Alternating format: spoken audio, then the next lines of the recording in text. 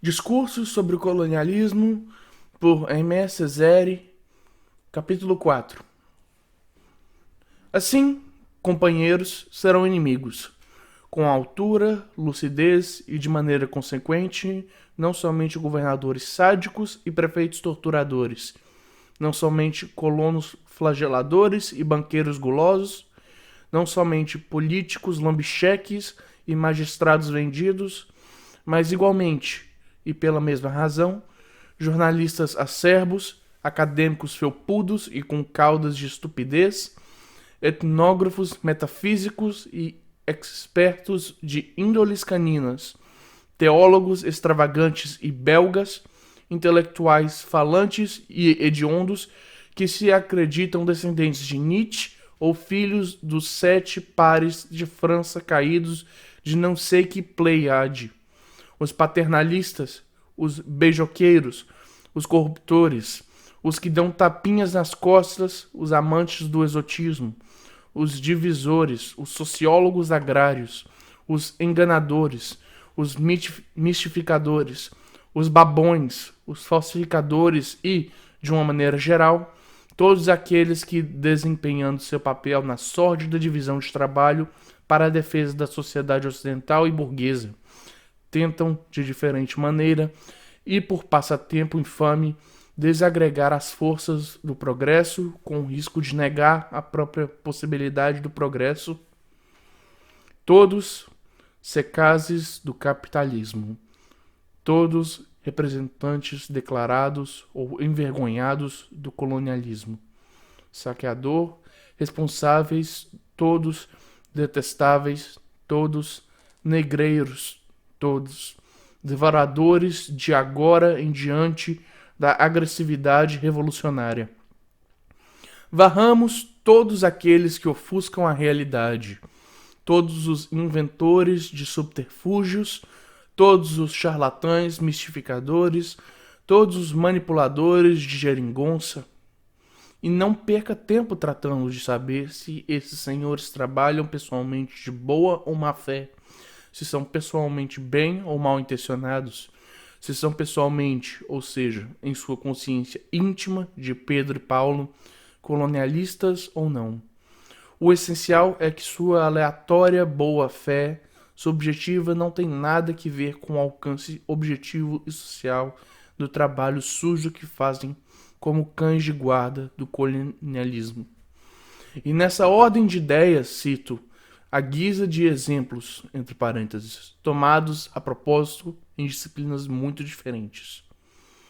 Degoru, seu livro Os Países Tropicais, aonde, em meio às perspectivas justas, exprime a tese fundamental, parcial e inadmissível de que jamais existiu uma grande civilização tropical, que nunca existiu uma grande civilização, senão em climas temperados, de que em todos os países tropical o germen da civilização chega e só pode chegar de outro lugar extratropical, e que sobre os países tropicais pesa, na falta de maldição biológica dos racistas, pelo menos e pelas mesmas consequências, uma não menos eficaz maldição geográfica. Do reverendo Tempels, missionário e belga, sua filosofia bantu, lamacenta e pestilenta e não mais poder, porém descoberta de maneira muito oportuna, como para outros hinduísmos, para opor-se ao materialismo comunista, que ameaça, parece, em converter os negros em vagabundos morais. Dos historiadores ou novelistas da civilização, dá no mesmo, não este ou aquele, mas todos ou quase todos, sua falta de objetividade, seu chauvinismo, seu racismo solapado, sua viciosa paixão por denegar todo o mérito das raças brancas, particularmente as raças com melanina, sua monomania para monopolizar toda a glória em proveito próprio.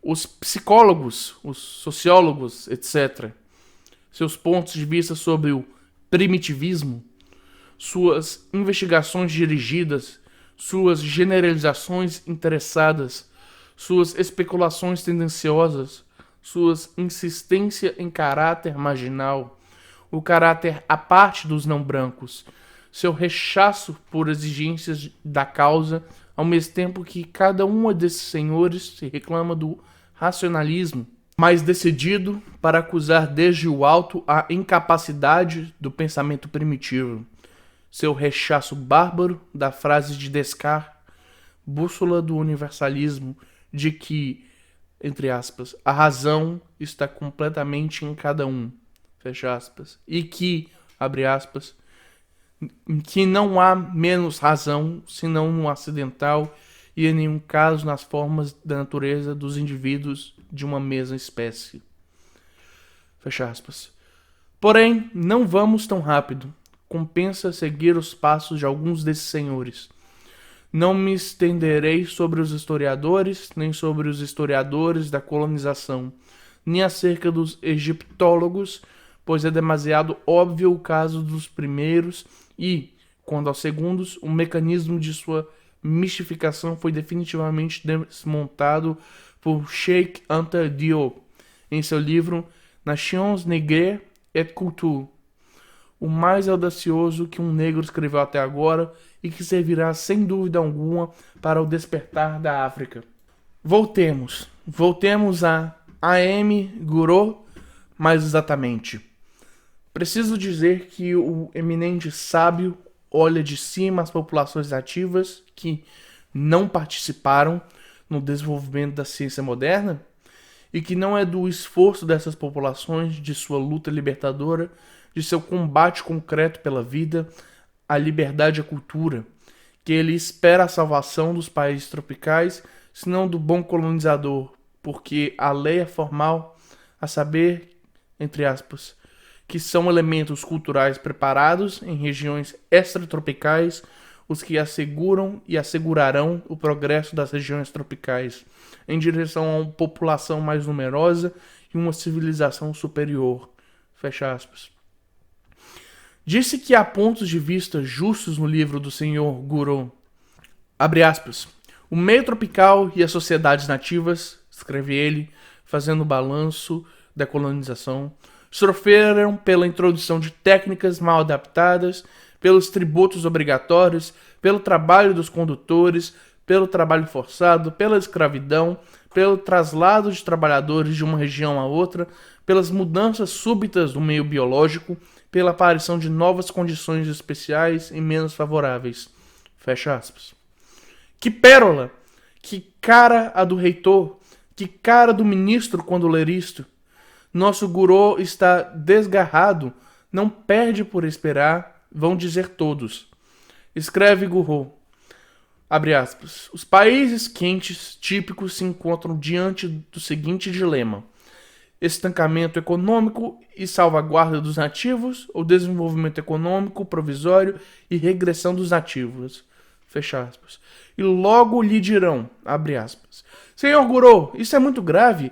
Advertimos solenemente que com este jogo, o que está em jogo é a sua carreira. Fecha aspas. Então, nosso Gouraud escolhe não replicar e omite precisar se o dilema existe ou somente existe no marco do regime existente, que se essa antinomia constitui uma lei inexorável, é a lei do capitalismo colonialista, a de uma sociedade, portanto, não só mortal, mas também ameaçada de extinção. Geografia impura e de um quê secular. Se há algo melhor, é o de Reverendo Temples, que se saqueie, torture no Congo, que o colonizador belga se apodere de toda a riqueza, que se mate toda a liberdade, que se oprima todo orgulho. Que vá em paz o Reverendo Temples, que consente tudo isso. Porém, cuidado, você vai ao Congo? Então respeite não a propriedade nativa. As grandes companhias belgas poderiam confundir isso com uma pedra tirada ao seu telhado. Não a liberdade dos nativos. Os colonos belgas poderiam ver nisso propósitos subversivos. Não a pátria congolesa, arriscando-nos a que o governo belga encare isso como um mal. Vocês que vão ao Congo, respeitem a filosofia bantu. Abre aspas. Seria verdadeiramente inusitado escrever o reverendo Temples que o educador branco se obstinasse em matar o homem negro, seu espírito humano próprio. Essa única realidade que nos impede de considerá-lo como um ser inferior. Seria um crime de lesa-humanidade, de parte do colonizador, emancipar as raças primitivas do que é valioso, do que constitui um núcleo de verdade em seu pensamento tradicional. Fecha aspas. Que generosidade, pai meu, e que zelo! Agora, bem, aprende, portanto, que o pensamento bantu é essencialmente ontológico, que a ontologia está fundamentada nas noções verdadeiramente essenciais de força vital e de hierarquia das forças vitais, que para o bantu, finalmente, a ordem ontológica que define o mundo vem de Deus por decreto divino e deve respeitar-se. Admirável, todo mundo ganha. As grandes companhias, os colonos, o governo, todos exceto o bantu, naturalmente.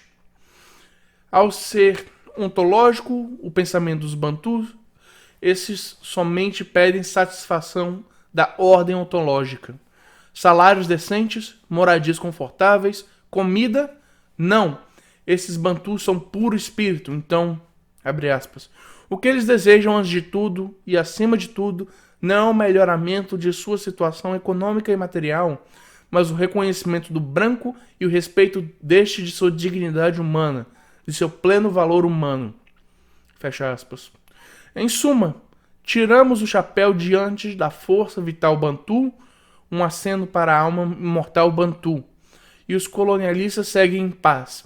É preciso considerar que tudo isso é um bom preço. Quanto ao governo, de que se queixaria ele?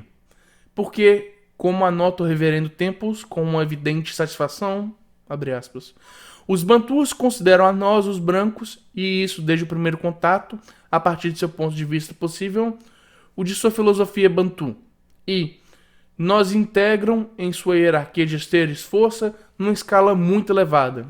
Fecha aspas. Dito de outra maneira, conseguiu-se que no topo da hierarquia das forças vitais bantus esteja o branco, e particularmente o belga, e mais exatamente Alberto ou Leopoldo, e a jogada está feita. Obteremos essa maravilha. O deus bantu será a garantia da ordem colonialista belga, e todo bantu que ouse confrontá-lo será um sacrilego.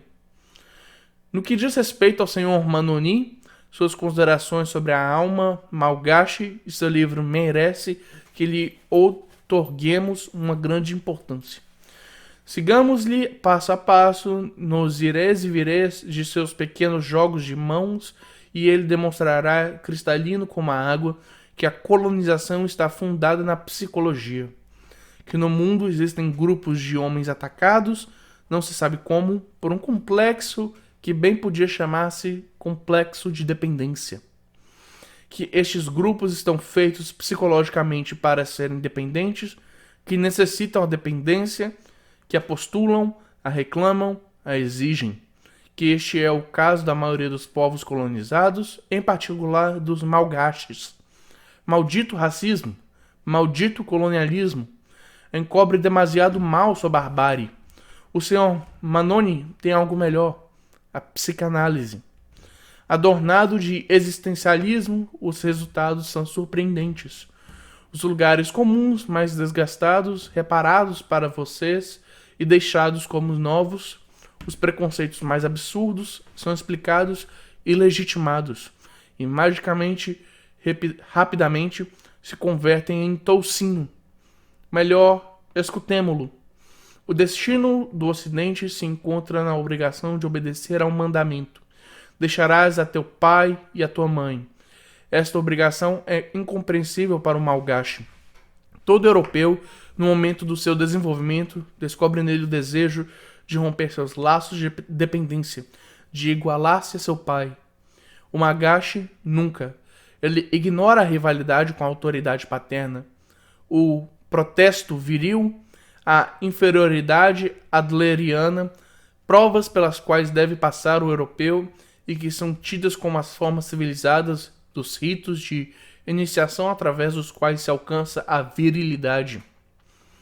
Fecha aspas. Que as sutilezas do vocabulário, que as novas terminologias não os assustem. Vocês conhecem o estribilho. Os negros são crianças grandes. O tomam, o disfarçam, o enredam. O produto é um Manoni. Uma vez acalmam-se. A saída pode parecer um pouco incômoda, porém na chegada, creiam, encontrarão sua bagagem intacta. Nada lhes faltará, nem sequer a célebre carga do homem branco. Escutem, portanto, abre aspas, através dessas provas reservadas ao ocidental, AC, se supera o medo infantil ao abandono e se adquire liberdade e autonomia, bens supremos, porém cargas do ocidente. Fecha aspas.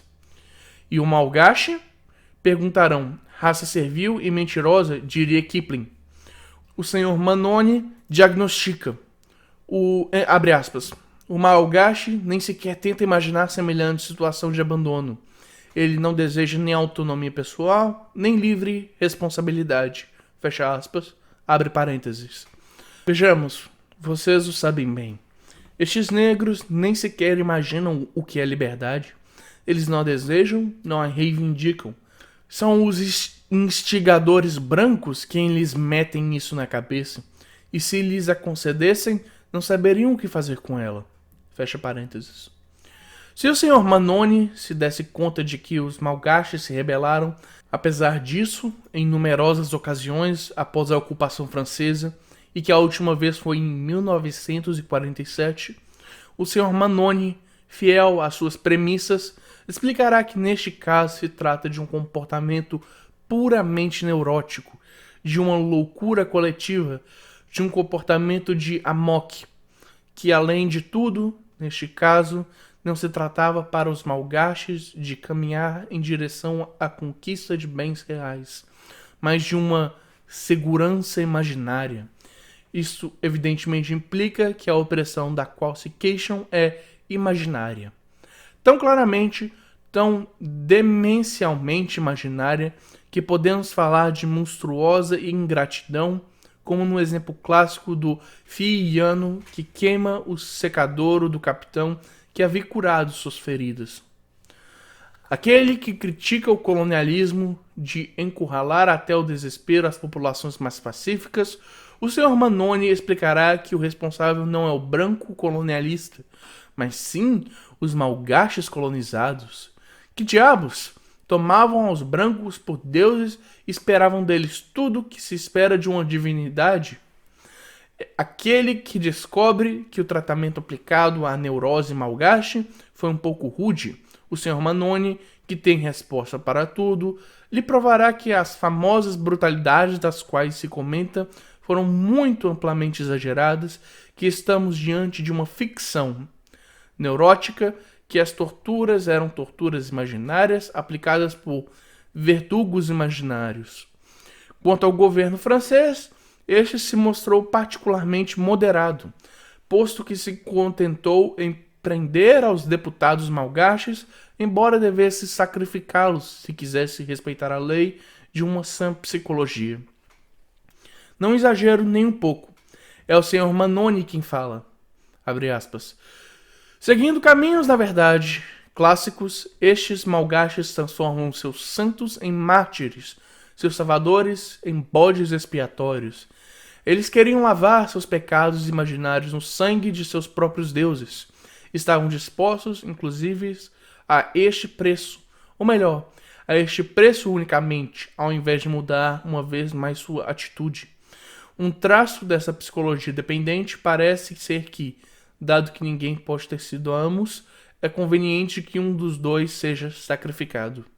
O setor mais perturbado dos colonialistas de Antananarivo compreendia de forma muito confusa o essencial dessa psicologia do sacrifício e reclamava suas vítimas.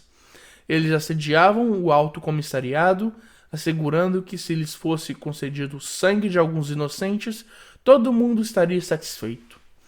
Esta atitude, humanamente desonrosa, estava fundada sobre uma percepção bastante justa em termos gerais, das perturbações emocionais que afetavam a população dos altiplanos. Fecha aspas. Daí, a absolver aos colonialistas sedentos de sangue é só um passo. A psicologia do Sr. Manoni é tão desinteressada e tão livre como a geografia do Sr. Gouraud ou a teologia missionária do Reverendo Temples. Eis aqui a pastosa unidade de tudo isto, a perseverante tentativa burguesa de reduzir os problemas mais humanos a noções confortáveis e vazias. A ideia do complexo de dependência Manoni, a ideia ontológica no Reverendo Temples, a ideia de tropicalidade em Gouraud. O que se passa com o Banco da Indochina nisso tudo? E com o Banco de Madagascar? E com o chicote? E com o imposto? E com o punhado de arroz para o malgache ou para o inhaque? E com estes mártires? E com estes inocentes assassinados? E com esta fortuna sangrenta que se acumulam em suas arcas, senhores? Volatilizados, desaparecidos, confundidos, irreconhecíveis no reino dos pálidos raciocínios. Porém, existe uma desgraça para estes senhores, e é que o entendimento burguês se mostra cada vez mais reticente à sutileza e que seus donos estão cada vez mais condenados a distanciar-se, para aplaudir a outros menos sutis e mais brutais. Exatamente isso dá uma oportunidade ao senhor Yves Florence. E de fato, eis aqui, na tribuna do jornal Le Monde, suas pequenas ofertas de serviço ordenadas com juízo. Nenhuma surpresa possível. Contudo, garantido, com eficácia comprovada, com todos os experimentos realizados e conclusivos, do que se trata aqui é de um racismo francês, todavia débil, certamente, porém promissor. Escutem melhor, abre aspas. Nossa leitora, uma senhora professora que teve a audácia de contradizer ao irracível Sr. Florence, experimenta contemplando a duas jovens mestiças, suas alunas, a emoção de orgulho que lhe produz o sentimento de uma crescente integração em nossa família francesa. Seria igual à sua emoção se ela viesse à França, ao contrário, integrar-se na família negra, ou amarela, ou vermelha, pouco importa. Ou seja, diluir-se, desaparecer. Fecha aspas. Está claro para o Sr. Yves Florence que é o sangue o que faz a França e que as bases da nação são biológicas. Abre aspas. Seu povo, seu caráter, estão feitos de um equilíbrio milenar, vigoroso e delicado por sua vez, e certas rupturas inquietantes para este equilíbrio coincidem com a infusão massiva e azarenta do sangue estrangeiro que deveu suportar faz uns 30 anos. Fecha aspas. Em suma, a mestiçagem, eis aqui o inimigo. Não mais crise social, não mais crise econômica, não há mais que crises raciais. Supostamente, o humanismo não perde seus direitos de nenhum modo. Entre parênteses, estamos no Ocidente, porém, nos entendamos. Abre aspas. A França não será universal se deixa se perder no universo humano com seu sangue e seu espírito, mas se continua sendo ela mesma. Fecha aspas. Eis aonde chegou a burguesia francesa 5 anos depois da derrota de Hitler. E nisto, precisamente, consiste seu castigo histórico, em estar condenada a voltar a ruminar como por vício o vômito de Hitler. Porque, afinal, o senhor Yves Florence estava dando o último toque às novelas camponesas, aos dramas da terra, às histórias do mal-olhado, quando Hitler, com seu olho perverso e diferente de um herói, agreste e malévolo, anunciava, abre aspas, o fim supremo do Estado-povo é conservar os elementos originais da raça que, esparzindo a cultura, criam beleza e dignidade de uma humanidade superior. Fecha aspas. O senhor Yves Florence conhecia esta afirmação e não teve cuidado de incomodar-se por isso. Muito bem, está em seu direito, como nós estamos no nosso direito de nos indignar. porque, a posteriori, há que se tomar partido e dizer porque a burguesia está condenada a ser cada dia mais insociável, mais abertamente feroz, mais despojada de pudor, mais sumariamente bárbara. É uma lei implacável que toda a classe decadente se vê transformada no receptáculo no qual confluem todas as águas sujas da história. É uma lei universal que toda a classe, antes de desaparecer, deve desonrar-se por completo, unilateralmente, e que é com a cabeça escondida debaixo do esterco, como as sociedades moribundas entoam seu canto de cisne.